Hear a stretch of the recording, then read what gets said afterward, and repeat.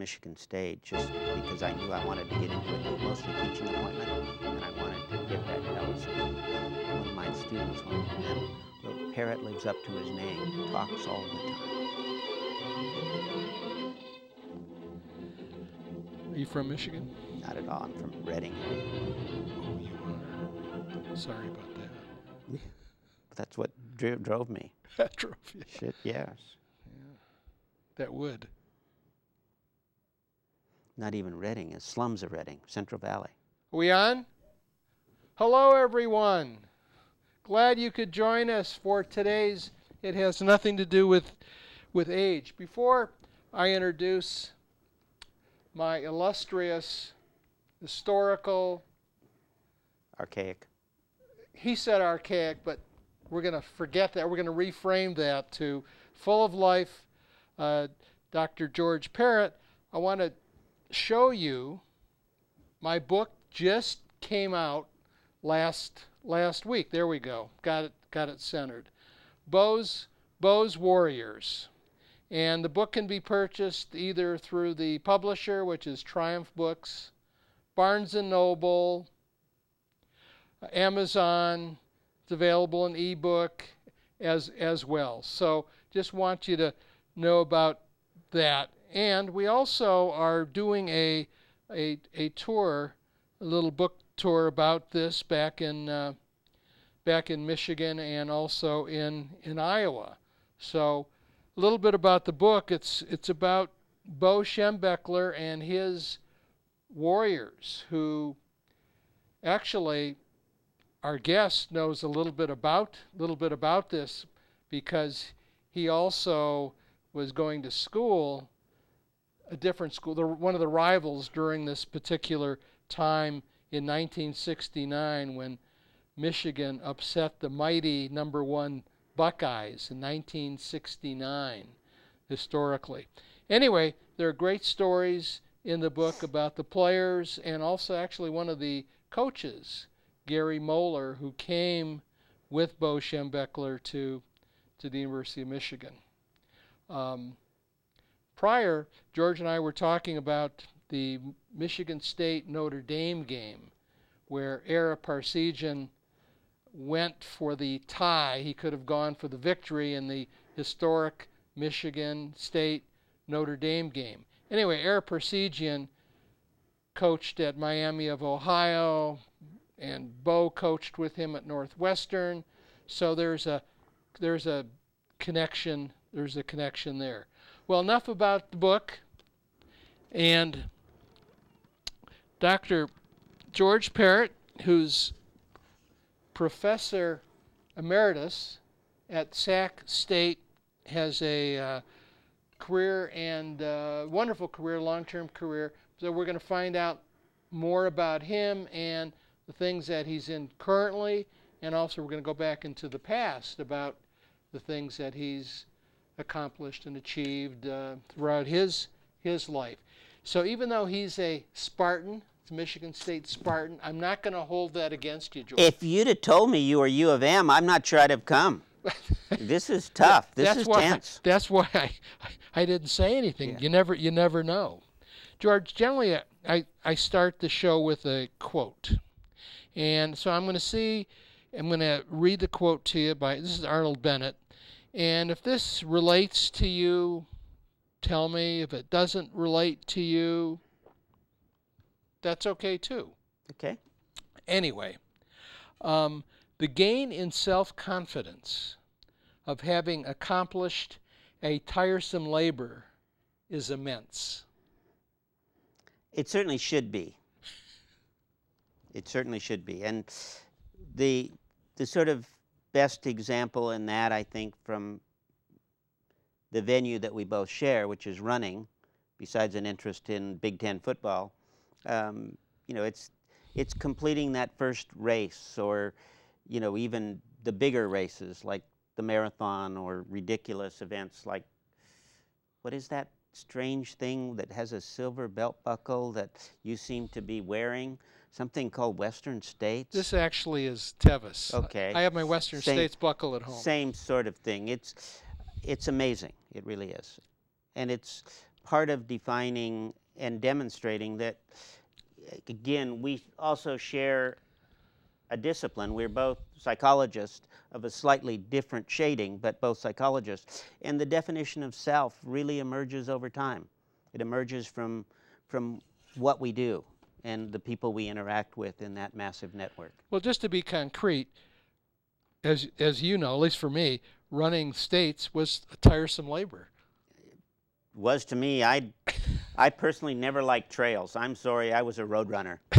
So, I mean, I took on states just because in the culture of the running club I belonged to, the chips in those days, if you didn't run the extra long things, you got looked down on. Peer pressure. Total. I mean, I caved in. What can I say? I was younger then. You were younger then. So you wouldn't cave into peer pressure today? Much less likely. Less likely. Okay. Well, let's start with Redding, California, since that's where my early sort of education, self-definition period emerges. I moved to Redding area, my family did, when I was in the second half of the 7th grade, and Redding was the cultural hub which we couldn't afford and could not really live in, so we lived in a place that now has been replaced in terms of naming. It's now called Shasta Lake City, but it used to be Project City and Pine Grove, not even the nice sections of what was Central Valley, but I'm a graduate of Central Valley High School up in the slums of Redding. The slums of Redding? Yeah. The slum. That's up high, isn't it? Shasta? It's only 7 miles north of Redding. Only 7 miles north. Yeah. Okay. So I was high school valedictorian. Okay, before that. So you weren't born in Redding? No, my parents were migrant construction workers. My dad was, and so the family history is I lived in 14 states before I was 2 years old, because they were following the construction of the Army camps. Army camps? Yeah. So you're that old? I'm ancient, yeah. I wouldn't say ancient, but yeah, going I'm back 70. Going back to the Army. Yeah, I'm 70. Army camps. Okay. So I was a World War II brat. So, do you remember anything about those first couple of years? I remember vaguely, not from that time, but the first steady job placement. The family lived in Bullhead City. My dad got a job on the construction of the dam there, I think a Davis Dam. Okay. And so we were there for a couple of years, and that's kind of when the first childhood memories, they were in a 14-foot trailer with a bed in there and outdoor toilet and electric light bulb or two. So it was pretty primitive. We didn't have a real refrigerator or a house until I was in the sort of second half of the first grade when we moved to Oregon.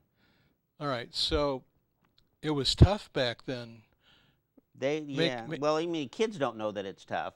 But, for the parents, yeah. Thinking back in terms of my parents were married in early 1928. They lived in Chicago. Depression. Yeah, and they pre-depression. 28, They had their jobs, and they put their paychecks in the bank on a Friday, and the bank didn't open on Monday. And so, essentially, they were going to be evicted from the apartment. They were going to lose the car. They packed the car up and spent the next almost 13 years in a tent without any amenities up in the high mountains of Colorado, essentially living off the land. Tough. Very tough. Very tough. They survived, but it was... But I mean, they're tough people. They had to be. They had to be. Yeah. So, your father, what's his name? Lester. Where was he born? In Minnesota. Minnesota. Yeah, so okay. the family was out of sort of southwestern Minnesota. Okay, and your mother, what's her name? Dorothy. Is she from Minnesota too? She was from, what is that state where those darn Big Ten teams are? She was actually from Petoskey. Michigan. Yeah, Michigan. Michigan, okay. So maybe that was one of the reasons why I at least applied to, you know, both U of M and Michigan State, but of course U of M didn't take me. Their loss. Their loss. Their Totally. loss. Totally. So actually, we're going for a reunion up to Charlevoix, Okay. which is in that Petoskey area. Okay, so your mom was a Michigander and your father a gopher. Yep. Had they known anything about colleges, but back then. Back then that didn't. Well, to make another coincidence here is that the homecoming game from my Wolverine team is against the Gophers this year. Cool. And that's their reunion. Mm-hmm. So you had to come here. You had to come here because you got Minnesota, Michigan. Yeah. I mean, so it's clear why you went back to Michigan. There was a magnet pulling me back. Something was pulling you back. You probably had no idea at that time. None. But you do now. Well, yeah, and I appreciate that clinical insight. Okay, so your father and mother were good with their hands. Yeah. So they had good skills. Yeah, particularly my dad. He really was close to could have been a Finnish carpenter. And for example, when Eisenhower dedicated McNary Dam on the Columbia, my dad actually built the lectern for his presentation. Neat. And I've got a couple of pieces of furniture that I still drag around that he built. What was he like as a father? Well, for someone who never made it past the second year of high school because of jobs and economic pressures, he was amazingly literate and verbal. Where did that come from? I don't know, self-study. Self-study. What did he... Crossword puzzles. He was big on working the crossword puzzles. Okay, that's good. My mother was also. Were there books that you remember him reading? No, or it wasn't books. It was just... Wasn't books? No. I mean, they were well-intended, and so somewhere, 6th grade or so, when the traveling encyclopedia salesman, knock on the door, nobody's going to remember that in this generation. But back then, they actually sold encyclopedias as opposed to Wikipedia, and so they had good intentions, and they bought a set of encyclopedias, but the set of encyclopedias that they bought did not even have page numbers, so there was no cross-referencing for any material. Oh my goodness! But they were well-intentioned. So you grew up with encyclopedias? Yeah. And a lot of reading. I mean, I was a reader. You were a reader. Yeah. So were you doing sports in high school? No, not in high school. I played Little League, through age 12 or so. By the time I got to high school, it was basically much more academic focused. And at that point, I was looking to go to the Air Force Academy because I knew at age 13, so what does that make it, 1955, I knew that the astronauts were going to come out of academy backgrounds. And I was into science fiction, I was into sciences, and that was the territory I was going to head for. And I realized that the academy, one or the other, was the place to target. So I went through 3 years of high school ROTC. Okay. But in my third year, I had a confrontation with the instructor, who was really a borderline, if not reality, alcoholic that I had no respect for at all. And he wanted to get me kicked out of school for what I didn't intend for him to hear, but a very colorful litany of adjectives that I was verbalizing as I walked away from him. And there was no way that the high school counseling crew was going to let their, at that stage, their third-ranked academic student get kicked out. So they just transferred me to a PE class, got me away from him. Good. So that worked out fine. But the outcome there was I realized that in the military, if I couldn't be a general, I really wasn't going to be happy. And so... You must have learned that earlier on. Well, that was the moment, I think, the epiphany. And so I redirected to be, an academic of one kind or another. I started Berkeley with honors at entrance and gobs of scholarship money to essentially be some kind of a physicist to blow up the world if I couldn't fly So your above it. undergrad was at Cal. Well, I started at Cal. Started My at dad Cal. died in my middle of my freshman year, Oh. and that safety net, which minimally was necessary, evaporated. So I ended up spending my sophomore year up at Shasta College, and then went to the next place that was closest and cheapest, Which was? Chico. There you go. So in the end of my first semester or so at Chico, I'd impressed one of the faculty in the psych department enough, because that time I'd switched to psych, that he recruited me as a research assistant. So in my senior year, I was supervising a dozen other students, and we had a publication in the Journal of Experimental by the time I graduated.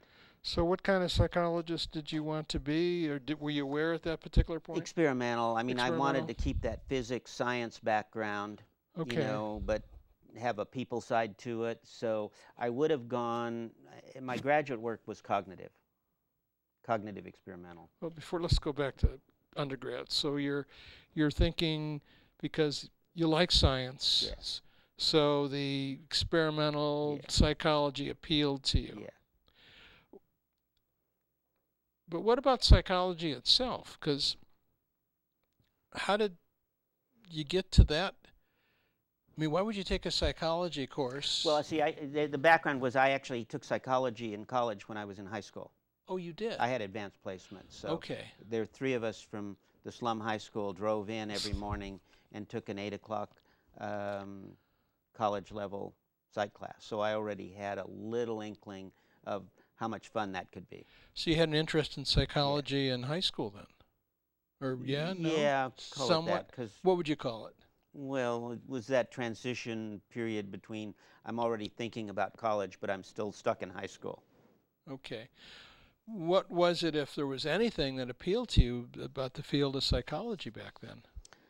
Well, you know, you read things like Robert Lindner's 50-minute hour, and you get this notion that present company, of course, being the example, that clinicians are incredibly enlightened and insightful, and you can just reach out to a client and change the world for them. And if you can't blow up the world, well, maybe working one-on-one and changing it's pretty cool. So from blowing it up to helping people to be helping, better. Because that's quite a leap. Yeah, and that's also, I was being recruited at Chico in sociology. Okay. But as near as I could tell, and I think this is still true, and fortunately there are no sociologists in the room, that those guys don't do anything. They just look. They're voyeurs in the world, where psychologists see a problem and the responsibility is to get it fixed. Mm-hmm. That's so much more rewarding. Sorry, sociology. You lost me. They lost. Okay. So backtrack. So was it then at Chico things started to crystallize for you? Yeah, I was working with the Because you're a little bit older. You're a little bit older now too. Yeah, I'm 19. You know, You're I started college at 17, so you did. that was pretty young. You're still precocious. I'm ancient, but I'm rusted. But okay.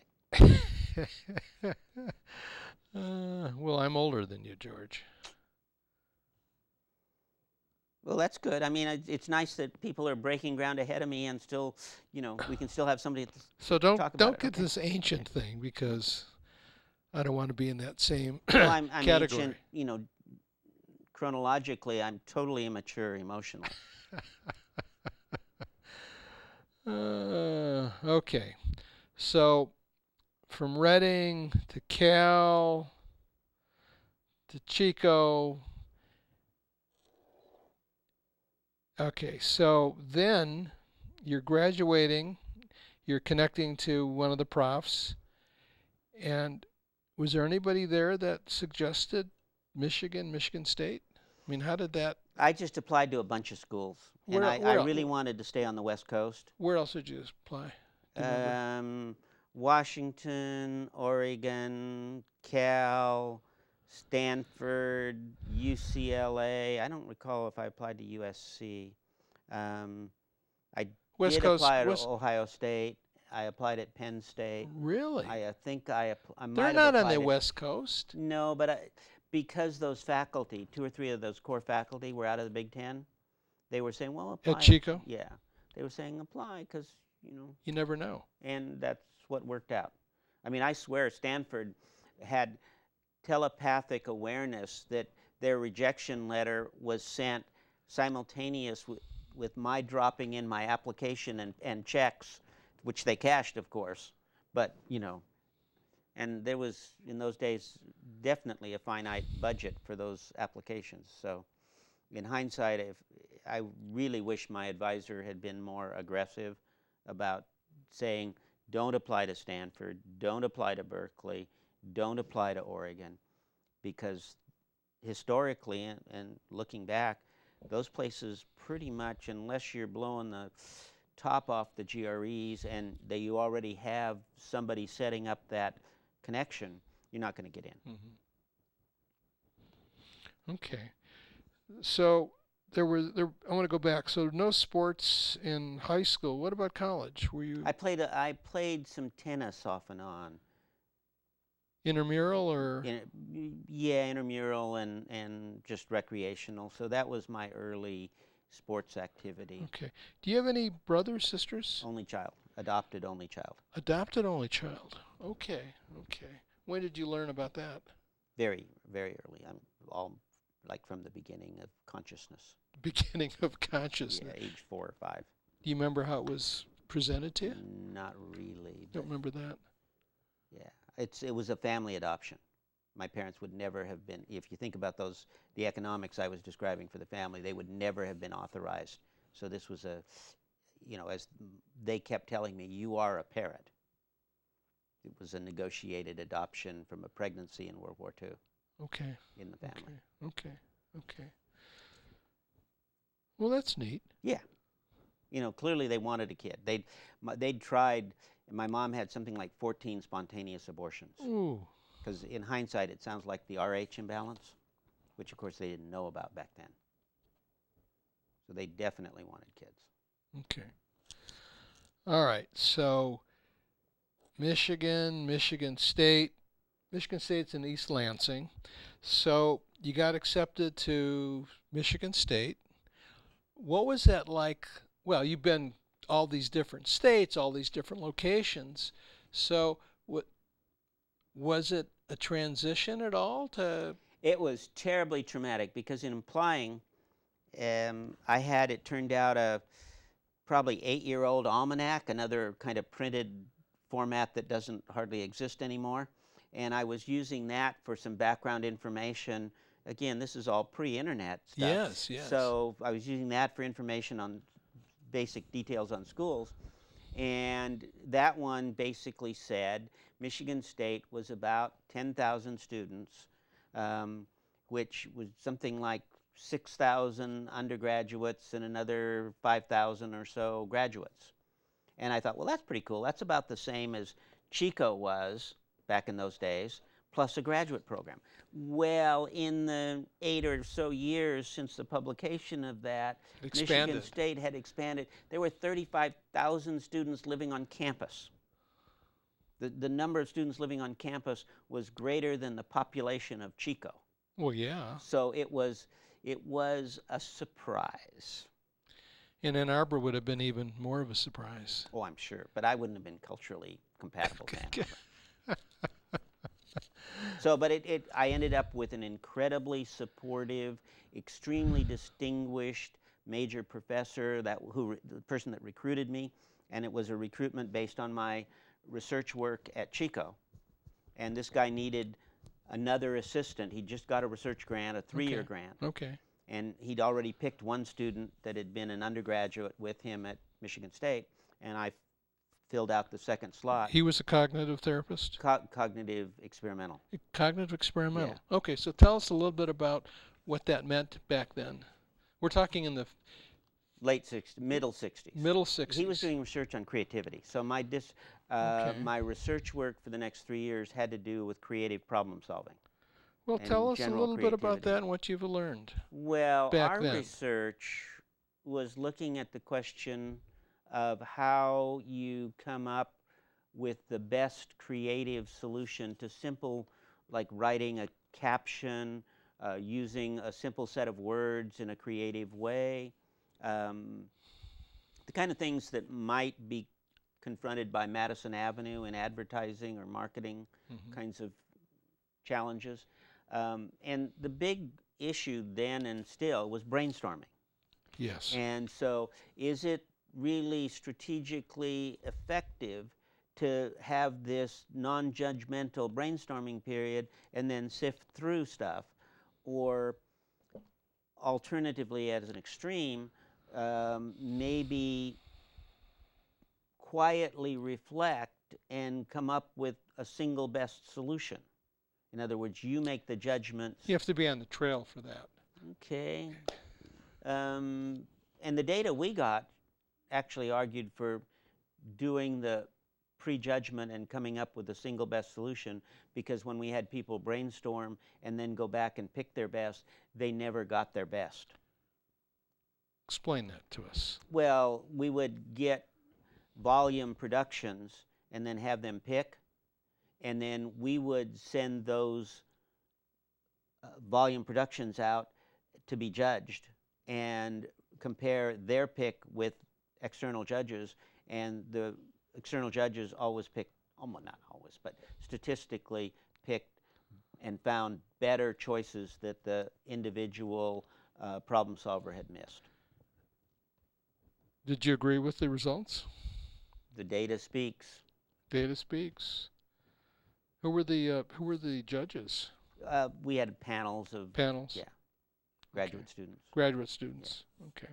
So that's interesting. Yeah, I mean, it was fun stuff. And, as a graduate student, it was a really great environment because this guy was very paternal and caring, and he'd been department chairman. He had multiple books out, so his reputation was made, as opposed to a, let's say a new associate prof who's still scrambling to define his territory. Nobody would mess with this guy or his students. So, essentially, you were protected. I was very well protected. We were the highest paid graduate students in a department of 300 plus. By the third year, I'd gotten the work down for the other guy and myself to such a straightforward routine. We were paid for 20 hours. We were working 2 a week. Very and creative. Getting everything done. Really? And I went out and got us teaching assistantships on top of the graduate, research thing. So we were, it took me 3 or 4 years on the faculty at Sac State to reach the same level of effective. And why did you want to leave? Well, come on. There's not anything better than being a professor. I mean, it's like being a general from day one. Did you know that back then? Hell yes. You knew that. One of the papers I wrote in the sociology class was on college teaching as an occupation. Oh, okay. It was the best paper I ever wrote. Tell us a little bit about that. Oh, it's spectacular kind of career as long as you don't get into an overly political department where they're cutting each other up into pieces, which does happen too. So you knew you wanted to be general in the classroom or at the school? Yeah, and it's incredible. I mean, you get to do exactly what you want to do, and they pay you for it. And in psychology, it's almost always fun. I mean, how cool is that? And, as I segue there from the academic side is, I would have been in social personality rather than cognitive once I got to Michigan State, because I don't know if you're familiar with the name Milton Rokeach. Oh, sure. Okay. Sure. I quickly locked onto Rokeach as well, but Rokeach was just too abusive and exploitive of his students. I had him on my committee, but I wouldn't, let myself make him chair. And he basically chaired the social group. Okay. I had the chair of the clinical program on my committee, Al Rabin. Okay. Fabulous guy. So I could have been social personality, but I didn't want Rokic's control. But with that interest, once I got to Sac State, I migrated to personality and performance, Okay. which sort of gets to running and coaching and all that kind of stuff. Okay. So Michigan State was interesting for you. You learned a lot. Had a fabulous time. How to navigate. Yeah, I loved grad school. I had a really wonderful experience as a graduate student. 65 to 69. Yeah. Okay. So I mean, I came out of grad school, people can't do this anymore. I came out of grad school with a savings account and a new car, a new Oldsmobile. there you go. Yeah. And a job. On top of it. 10-year track job. Well, okay. So in 69, that's the focus of the book. I'm studying for prelims in 69. And so I remember that Michigan-Ohio State game because it was with a study group, and we took time out to view the game. So your career is just starting, 69. Yeah, I'm back in Sacramento in 69. You're back in Sacramento. So they tried to draft me. Yeah, I got called in for my induction physical. You did? Yeah. And what happened? I delayed them. You delayed them? I delayed and delayed and delayed. And finally, they called me in. They got me in to Oakland, and I was 1A on Friday. But they had to get those results to my local board back in Reading by Monday because Monday was my birthday. And again, I was on the faculty at 25, but once you turned 26 back in those days, you dropped into the secondary pool. Okay. So I went through all of Vietnam, as 1A, but in the secondary pool. Okay, that was good. Yeah, I was prepared to seek an international position. Okay. We'll leave that We'll leave that alone. All right. So 1969, you started at Sac State? Yes. Okay. And why did you go to Sac State? Well, I was so impressed with the culture and the experience I had at Chico. And compared to my graduate student peers in East Lansing, I came out of Chico with every bit as good a preparation and in general better than almost any of them coming out of any of the more well-known universities. The educational opportunity in the CSU systems back then, and compared to my experience at Berkeley, it was a joke what Berkeley was doing versus what I got at Chico. Explain. Well, my smallest class at Berkeley was with a graduate student who really didn't want to be teaching, and that was 50 students. My biggest class at Chico was maybe 40 students with a PhD who really liked teaching and liked students and was excited about their material. I mean, I had incredible classes at Chico, and actually incredible classes in sociology. The head of the sociology program at Chico was the guy I ended up, he was also a Methodist minister, and he married my first wife and I. It was a fabulous group of really dedicated faculty. Okay. And so, you had a good comparison. Yeah. Because you're at Cal, you're at Michigan State. And Chico. I like the concept of teaching and mentoring. And the CSU system, pretty much in small classes guaranteed that. They were recruiting me at Sacramento, showing me the building plans for a new psychology building that was going to be available 2 to 3 years after I got there, in which they'd controlled the size of the classrooms so that no classroom was going to hold more than 120 students. Okay. So it was... Was there a big demand back then for research, publishing? Not at Sac State. And Not at Sac State? No, that was rewarding as well. I mean, you could do as much as you wanted, particularly as long as your teaching was good. I mean, Sac State's model academically is 51% of your evaluation is on your teaching. Okay. 20% is on scholarly. Okay. 10% is on community service, 10% on university service. Okay. So, it was a culture that I could be comfortable in. And I actually, when I finished, I drew a bullseye on the map around Chico, 50-mile rings. I refused all job offers and interviews anywhere more than a half a day. And I could get away with it back then. Okay. Okay. So your interest grew in personality theory, and Yeah. okay. Any particular personality theory that? Kelly and the notion that we can construct who we want to be. Okay. You know, that we can cognitive constructivism. Anyway, that we can basically build a person. Okay. And, you know, I mean, it's a very, not quite the notion of full self-actualization notions, but that we can become better if we choose to. And certainly you saw that growing up. Yeah. Yeah. I mean, the parents, certainly my dad. Oh, yeah. You know, and other individuals as bad examples. Okay. Your favorite class or classes at Sac State over the? So you've been there over 30 years. 43. 43. So, is there a particular class or group of students that seem to stand out? Not a student group. I mean, I taught my favorite class in my core assignment, which I'm one of the few people, there were three of us, I guess, that from the beginning actually stayed with what they hired us to do, which was to teach research methods and statistics. Okay. And Sac State's program was a 2-semester sequence.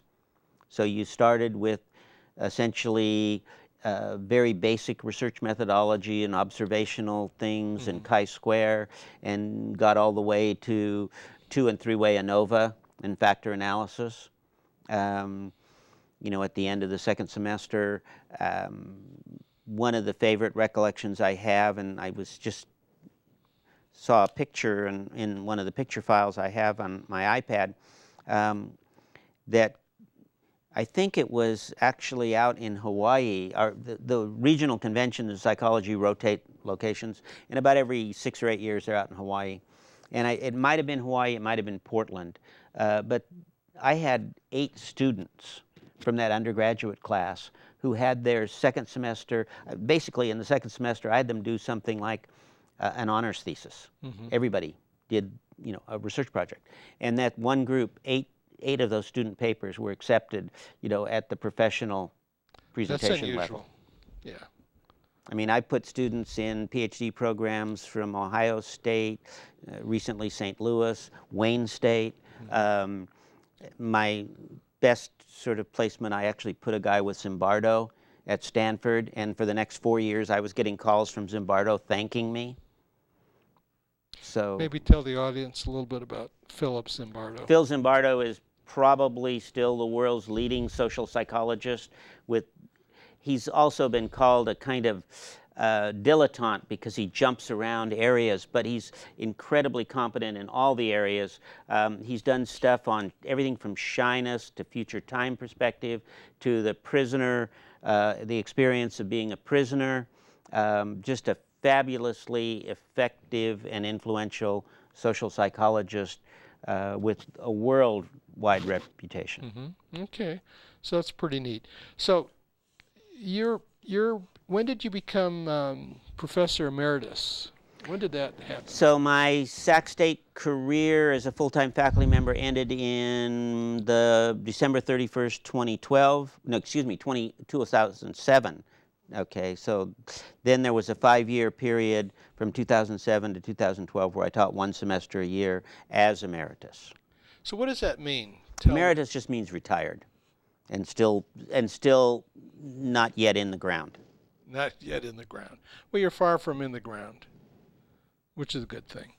So where did this Buffalo Chips running, when did this occur? Because I know that the running community, you had an affinity and influence. But tell me how that started. Well, I mentioned earlier that my sport originally in college was tennis. Right. So as I got on the faculty at Sac State and got my career together and early house payments and mortgages more comfortably being met monthly, I joined a tennis club, Rio del Oro, right off of American River Drive, and I was playing fanatic tennis 2 to 3 afternoons a week because my teaching was always in the morning. And I was unschooled as a tennis player, so my form and style was not really up to private tennis club standards, but I won a lot.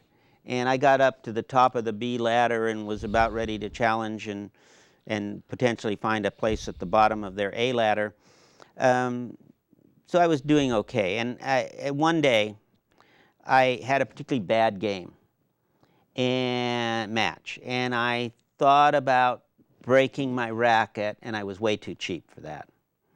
I thought about... So you thought you were McEnroe? Something like that. But I knew I wasn't that kind of deep-pocketed. I thought about smashing my fist into the wall. Macho people do that. And I was way too much of a wimp to do that. Was it that bad a match? It was that bad. And so I came up with punishment, which was to run, because back in my high school days, you know, that's what you were forced to do when you were getting punished in PE. So they had a jogging track around the tennis club. And within the first lap, okay, I saw this woman jogging in front of me. And she had the tightest white shorts in the universe. That's all it takes. And this gold chain that was bouncing on her backside.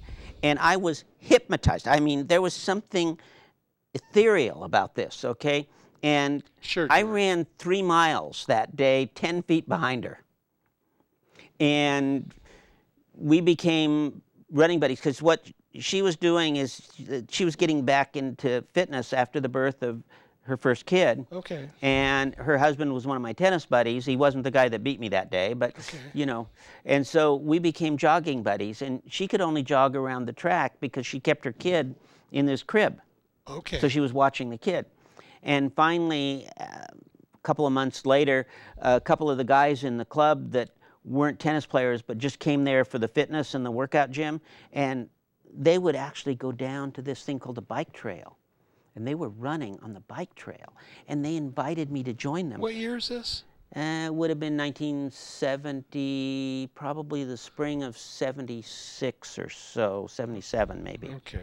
And anyway, so, but she couldn't go, okay? Because of the kid. So I started running with them, and within... Were these Chips people? No. These were just part of the team? And so I started running with them and doing, 7-8 mile runs, and finally, I'd meet her for old Macintosh fun runs, if you remember any of them before your time. Anyway, Macintosh had a sports store on El Camino near Watt, and he had monthly fun runs, 3 and 6 miles. So we would go and meet, and she was always back in her car, and she'd leave before I'd finish. But after a couple of months of running with the boys, I actually finished ahead of her. I thought, hey, this is pretty good. And essentially, I mean, people in the Buffalo Chips were gods. I mean, at those fun runs. You weren't a Buffalo Chip then anymore. Not at all. I mean, those were gods. But you knew about them. Well, because they showed up at Macintosh, and they had these singlets on, and they were in the top, 2% or whatever. I mean, it was incredible, impressive. So I, being an academic, I started reading about running. And I was reading this magazine, a kind of thing called Runner's World.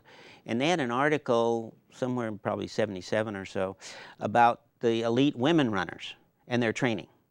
Now, they had articles about elite men, too, but the elite men were running 100 to 150-mile weeks. That was unthinkable. That's a lot of miles. But the women were running 70 or 80. That was thinkable.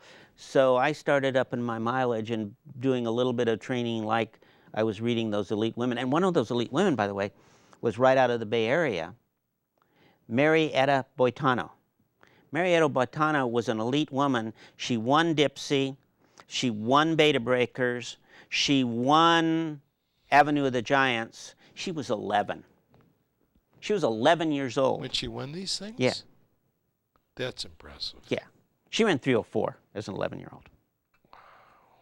Anyway, and so I'm reading about that kind of training, so I modeled my early training off of these women, and then gradually, by my standards, although others would say quickly, I was running a lot of LSD, long, slow distance. I lived right on the edge of Carmichael, so I started running from Carmichael to Sac State in the morning for my morning classes. I had a shower and a locker room in my building, so I could do all my classes and then run back. And a couple days a week, I would run. On the way back, I'd run down to Old Town and then back to Carmichael. So within the first year, I was running 80 to 100-mile weeks. Quickly. Yeah, a lot slow, but quickly. Well, still. Yeah. Still. So slow is what? 10-minute pace, 10-minute pace. Well, okay. Slow. So maybe by those elite Buffalo Chip guys, it was Okay. slow. So, I tried to get a membership in the Buffalo Chips, and, I'd talk to the guys, and couldn't get a membership back for then them. you couldn't get a membership? They were totally uninterested in anybody that wasn't fast. Really? Yeah, it was very, very elitist. Cliquish. Wow. Yeah. Then I ran the first Sacramento Marathon. Okay. The very first one? Yeah. What year was that? It might have been 77. Okay.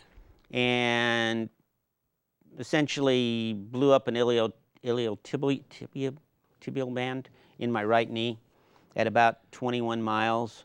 But you didn't get your shirt unless you finished. So I walked the last 6 miles to finish to get that shirt because, man, that hurt. That was a painful challenge that I met. So my first marathon was 4:11. And under those conditions. Yeah. So you had a good run up through. Yeah, I was on 3:25 pace or so. That's good. It's a good marathon. But I was trying to emulate the good guys. So I was running in, I think they were Nike Elites. There was no heel counter to speak of. I have a very significant pronation, so I was rolling over and just shredded the knee there. One of the guys that was also debuting in that race ran 3:04, but he got recruited and he had a chip singlet within 2 weeks. Who was that? I'm not going to even name names. Okay. But it was a different response if you were faster than if you were 4 hours in the club back then, particularly for males, was considered a joke by those guys. Really? I mean, fast forward 2+ years, and I'm regularly breaking 3 hours, and I went to a Tuesday night regular workout with those guys. They dropped me on the warm-up. They were running warm-ups at 6:30. See, Chris Turney never told me this. Well, this is before Turney. He doesn't know anything He about doesn't that. know anything about this. No, he doesn't know anything about that. Okay, all right. Maybe Turney that's would have been okay in that group. Jim Howard would have been okay in that group, Yeah. but not George Parrott. Okay. Well, they're The pretty. slowest guy in that Tuesday night group was 2:39. See, that's in the marathon. That's fast. That's seriously fast. That's close to Olympic trials. Yeah. Close. It was a tight, the window of range was like 228 to 239, and that's kind of the group that they wanted to play with, and anybody else they didn't care about. Well, I guess they could back then. Yeah. Yeah. Be hard today. Yeah. Yeah. It'd be hard to find anybody in that territory. That's what anymore. I mean. That's what I mean. Okay, so that was Buffalo Chips. So you got into Buffalo Chips, Maybe 79 or so. It took me a couple years. but that's still quick. Okay. You don't think it was quick? Well, and not compared to that guy they had Well, in 2 weeks. okay, so depending upon where the bar is set Yeah. then. Okay. But still, so you made it to Buffalo Chips. Yeah. Okay. And then tell us a little bit about that experience. Well, I mean, the improvement curve on my performance, had gone from 4:11. My second marathon I dropped out of because I was going to be in over 4 hours and the knee problems onset again. Then I got orthotics and changed my shoes to something that was more stable and less elitist. So my third marathon I ran 3:27, pain-free. Great. That was in January of, I think, probably 78 or so at a Paul Masson. Then I ran, 2 months later, I ran Chico at 3:08. You're moving. Then I hung for the next 12+ months. I ran another 8 marathons between that 308 and 301 before I broke through. And to break through it, what I ended up doing was once a week throwing in 10-mile tempo runs where I was redlining for 10 miles. So my first sub-3, I ran 2:52. That's good. There was plenty of cushion then. Right. That's a fast marathon. So, essentially with that sort of learning curve, what in that next few months after the 2:52, what happened was there were a few women that had come into the club, Joan Reese, Debbie Bispo, a few others that were 3:15 to 3:30 women that wanted to improve, and so they were asking me to set up a training group. This is 79, 80? Yeah, 80. 80, okay. So they came to you. Yeah. You had the expertise. Yeah, and they assumed that I did. They gave me credit that I might. And so I started a Tuesday night group only for women. Okay. And there's a little incidental detail here. At this stage, I'm now single because I had separated from my first wife. So it's me and 6 or 8 of the fittest women in Sacramento. This is really not a hard assignment. You even call it an assignment. As a It was cognitive therapist, you call this an assignment? We got to make it sound tough to the people out there. They can see through Yeah. that. And one of the women that I recruited, so the only one that I sort of recruited in that group was Eileen Clogus, because I had read about her in the early annals of female running. And Eileen still held the U.S. high school girls mile record at that stage and had come out of Rio High School. Okay. Local young woman. And just as about the time I'm starting this women's group, I see her name popping up in local fun run results. So I tracked her down, and she was interested, so she came out and joined the group. And she sort of suspended her running in college. Eileen, by the way, while she was in high school, besides setting that high school record, was second in the world in open cross country, and had incredible leg speed. She ran for Will Spikettes back in the deep dark ages when that was a girls running team. Oh. Was coached by Will Stevens, who had been the track and field coach at Encina High School, and then got recruited with women's college stuff to Oregon State. Okay. Anyway, very, very outstanding, apparently, young woman's coach. And this is the woman you married? No, this is a woman I just came into the group with. Okay. And Eileen went on to win Honolulu, win San Francisco, won Mexico City, won OMI, was picked up as a full supported professional runner by Adidas. Unfortunately, I'm going to have to stop you at this point and want to go to the current electric. Let's go to the Fulbright and then the electric.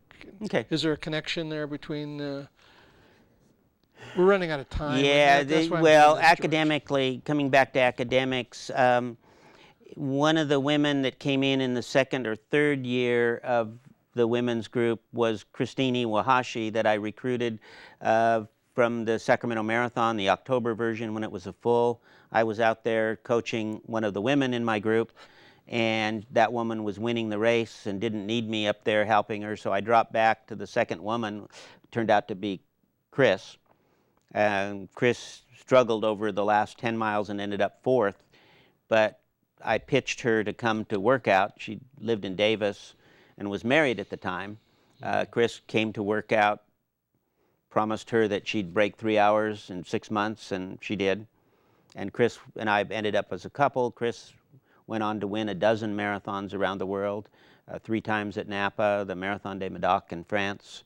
I heard she Chris Turney told me she was an outstanding runner. Yeah, and incredibly giving, involved person. Chris and I, well, Chris started it on my referrals, was the first coach for the team in training, Leukemia Society. Oh, okay. She was the head coach for Avon when we hosted Avon, and we got Avon in Sacramento because of Chris and I.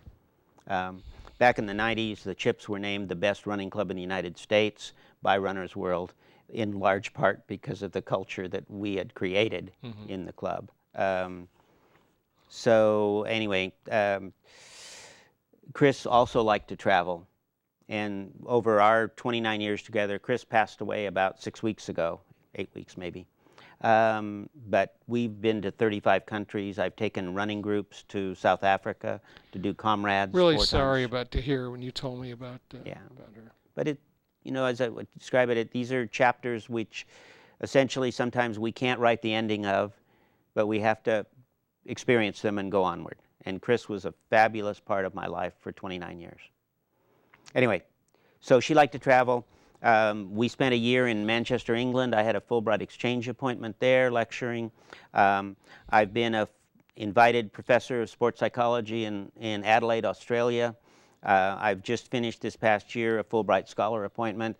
We lived for 5 months in Warsaw, Poland. So we've basically been around the world running and traveling.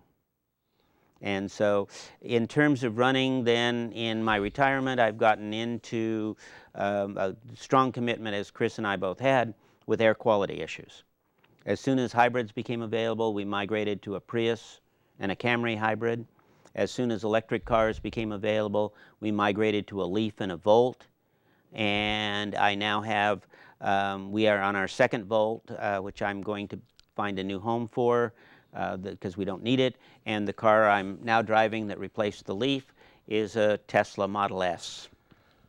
Well, unfortunately, we're going to end around the Tesla, but that's not bad. That's terrific to go from a Leaf to a Tesla.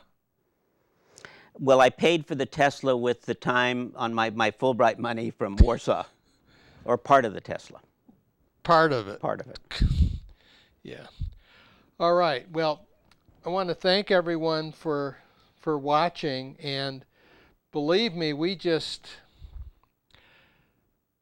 I knew that today's program, even though it's an hour program, was just too short, and unfortunately had to skip over much of George's life, and so you just got just a thumbnail sketch of this man. And anyway, I've heard many stories about him before getting him on the program rather. Many stories, and you do have a reputation. So Shame.